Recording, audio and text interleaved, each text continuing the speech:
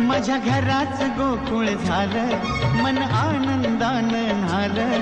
माझ्या घराचं गोकुळ झालं, मन आनंदानं न्हालं. जशी अमृताची धारण माझा सोन्याचा संसार.